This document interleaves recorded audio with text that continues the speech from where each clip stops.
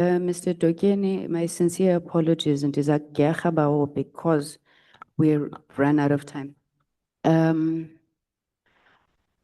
Okay, I'll leave the non-important questions for last if I still have time. During the break, I indicated to you that when General Sibia was here, we asked him about the murder of General Mumfazi, and he said it was an ongoing investigation. Now, you've testified that you've been in contact with the, I'm assuming, investigating officer. Can you give us a sense, to the best of your knowledge, has anything ever been done on that particular docket? I haven't personally spoken to the investigating officer. My colleague has spoken to the investigating officer. As far as I know, it was obviously some of the witness statements that were taken, the people who were in the house, obviously in the toxicology report. Now, after we met, after we had a discussion, I called the driver, and I'm going to say these names, man, because this thing of always keeping quiet doesn't help anyone. The driver told me that he received an instruction from General Vuma to give, he, the driver, received an instruction from General Vuma to give the investigative dockets that Mumfazi was handling to Sergeant Pungu. That is what he's told me. Sorry, are these the documents that were now seized from General Mumfazi's house after he passed on? Yes. Okay. Yes. Okay, you've said, and thank you for disclosing that information. You've said you were uncomfortable, you wanted a proper forum, right? My question to you was going to be whether the investigating officer would not have been an appropriate forum. If not, how best do you think that Parliament should assist in this matter? My own view is that, Honorable Chairperson, honorable members, the level in which this incident has taken place is too high up to just rely on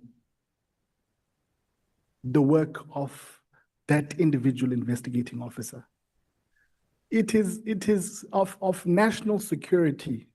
It is my own belief that when anyone within the armed forces, as close as these people are to the state president, because essentially that is who a DNC is, and a national commissioner, and generals in the military. So when you have an incident such as this one, even state security must say something. Okay, I'm hoping I am helping you and us.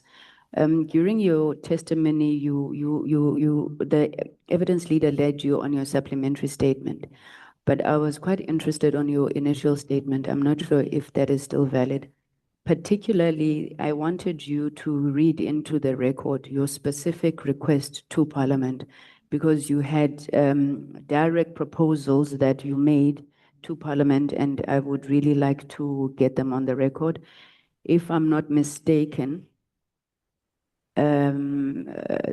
it's not, doesn't have paragraphs. Do you know the section I'm referring to? If you could please just be specific, read this into the record what you want Parliament to do. I'm opening up the document as we speak. It is now open. All right. Here are my recommendations.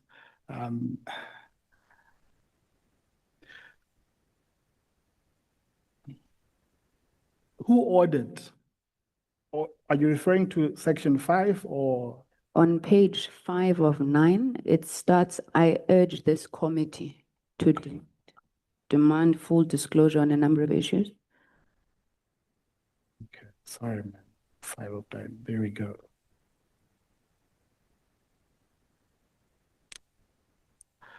I urge this committee to demand a full disclosure of who authorized the retrieval of materials from his home, who currently holds custody of those materials, what became of the toxicology evidence, who was assigned to the murder docket, and why has the investigation stalled?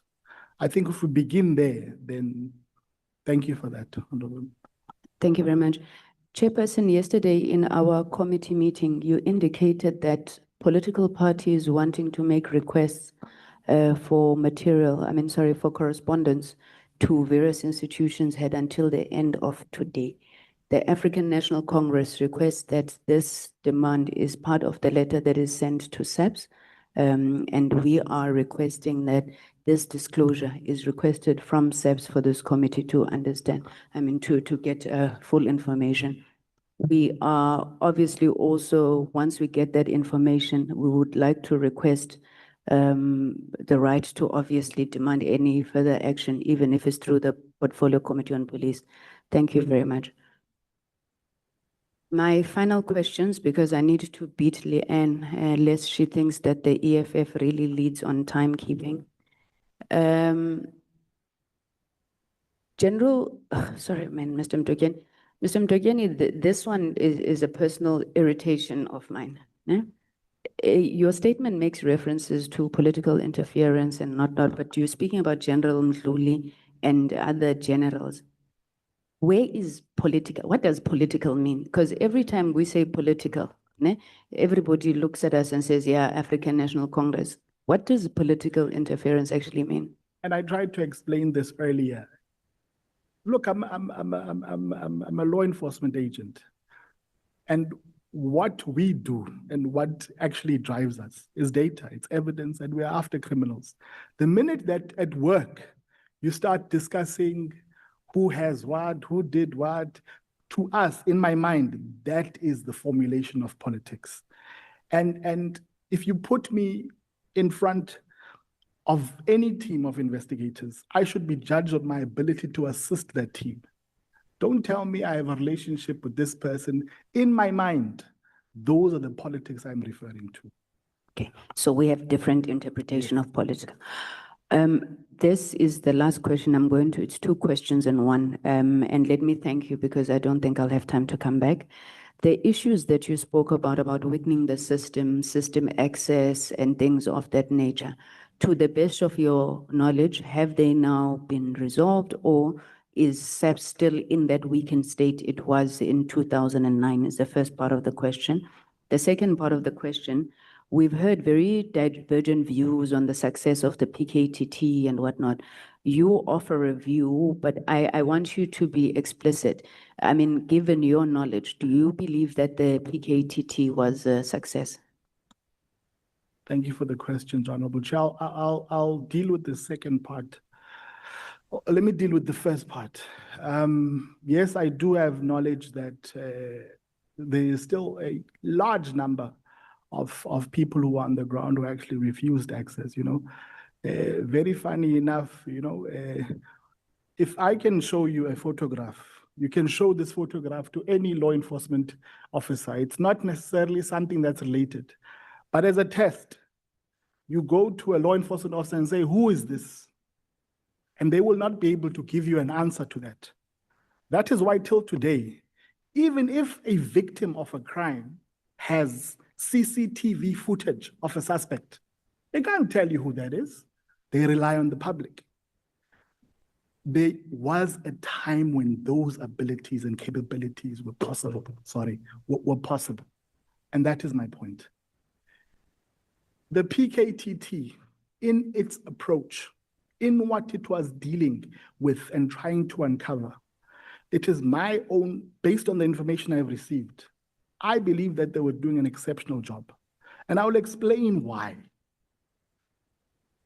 We are in a period where crimes interlink. A murder isn't just a murder. A murder is linked to drugs, it's linked to trafficking, it's linked to a number of other crimes, which when you look at it at face value, you may simply assume that, no, this is just a kidnapping.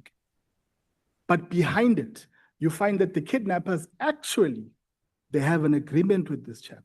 They agreed to borrow each other money. And it is now leading to all of these things. So the approach of the PKTT was designed in such a way that it slowly uncovers and unpacks what begins as perceived political killings. But if a killing leads you to a boardroom, if a killing leads you to organized institutions, then you say the PKTT was doing very well in pursuing those. I do not agree with the approach of saying let a single detective handle this thing, because the detective's approach is siloed. They have less resources. They simply see and want to only lead to a conviction of a gunman. That is why the majority of shootings in this country only lead to the arrest and apprehension of a gunman. But who ordered the hit? Sorry. They were successful. Chairperson? Honorable most benevolent Chair, the African National Congress would like to give you 30 minutes back. We are not going to field our third speaker. So I want other parties to meet that and must also cut off 30 minutes from their time. Thank you very much, Chair.